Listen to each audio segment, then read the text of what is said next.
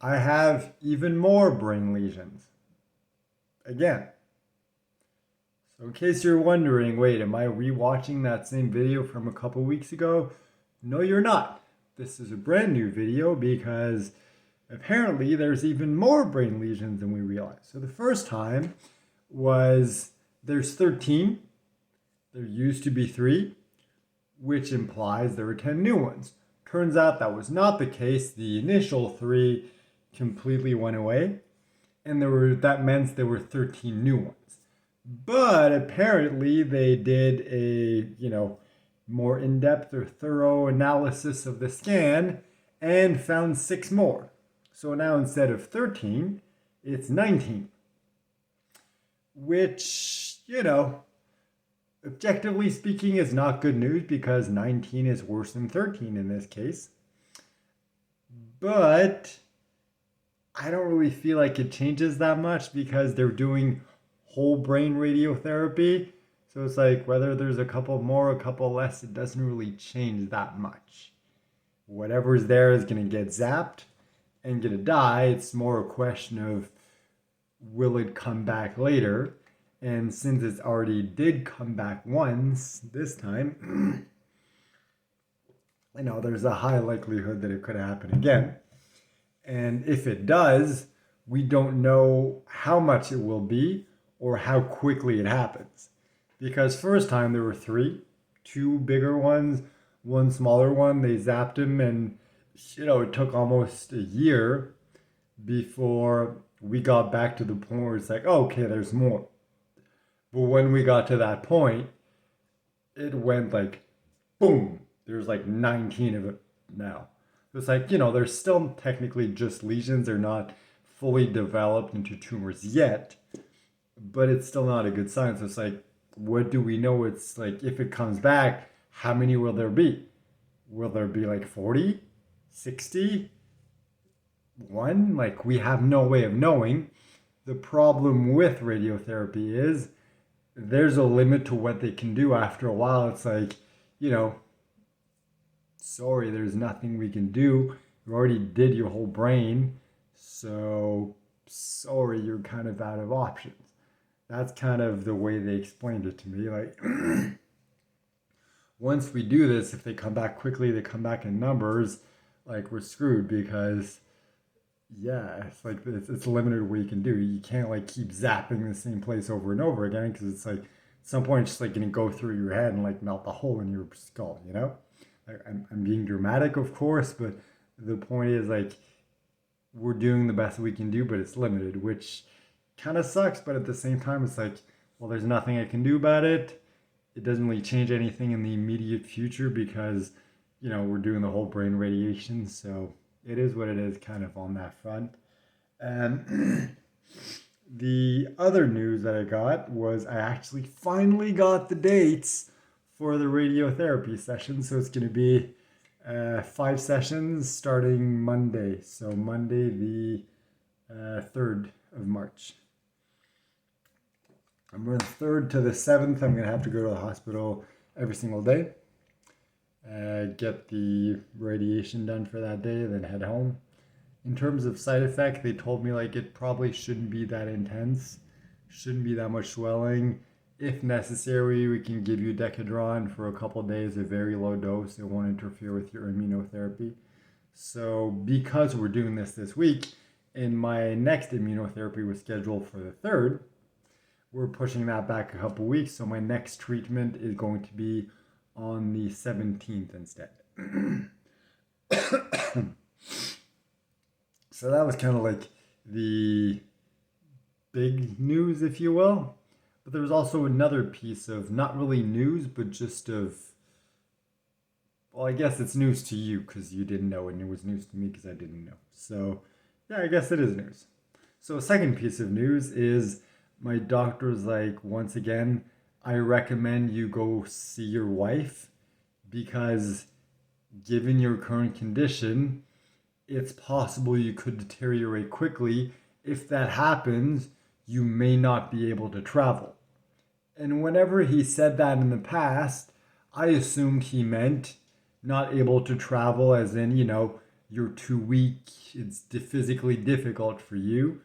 I didn't realize that airlines can actually decide to refuse you if they deem you too sick. So they can look at you if you're in a wheelchair or whatever, and they can be like, nah, you're not getting on the plane.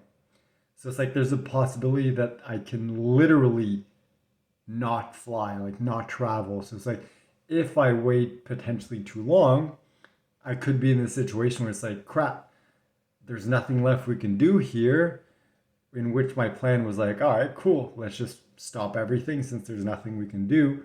Let me go to Nicaragua to be with my wife. But it's like, if I can't travel, then that's not possible. So it's like potentially, I understand his logic because it's like potentially me going to see her while I'm still, relatively okay might be my last opportunity to see her.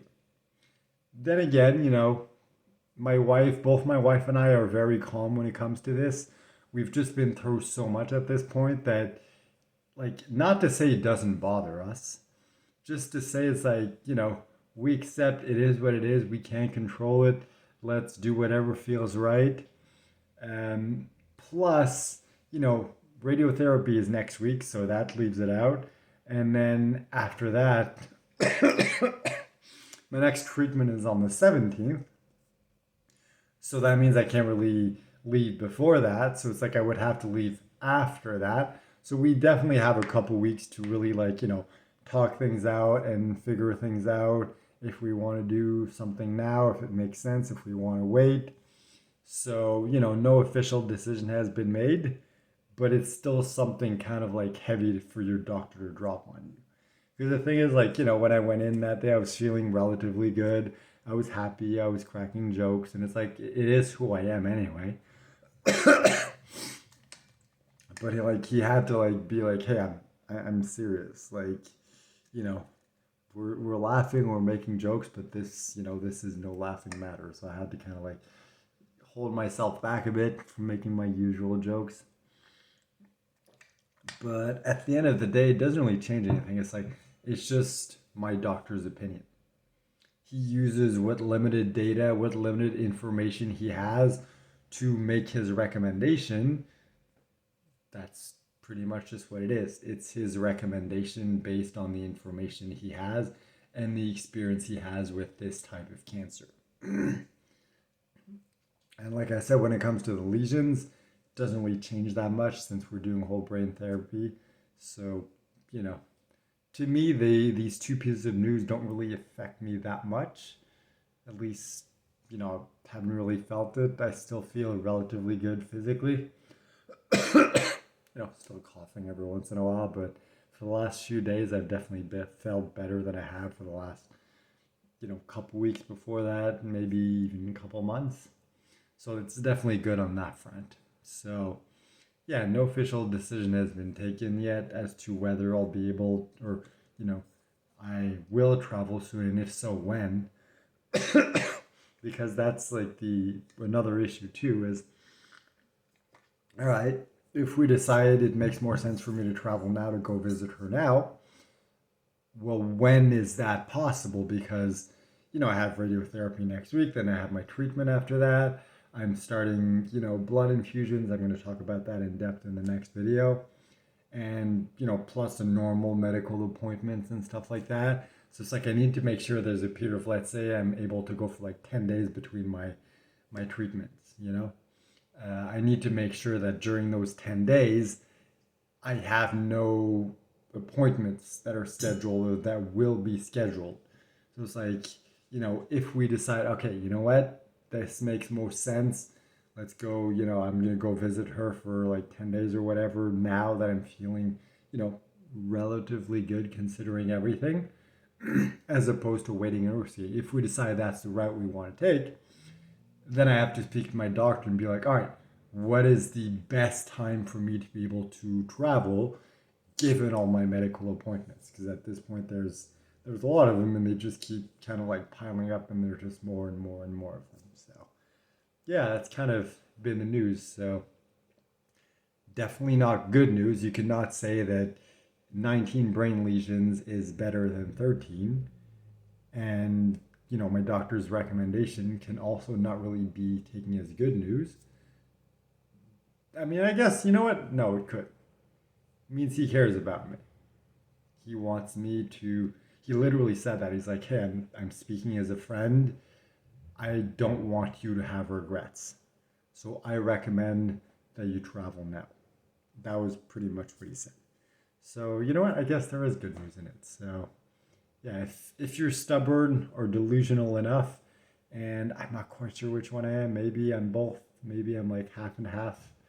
But yeah, if you're stubborn or delusional enough, you can find good in every situation, no matter how bad it seems. So I guess, let me know. Am I, am I stubborn or delusional or both?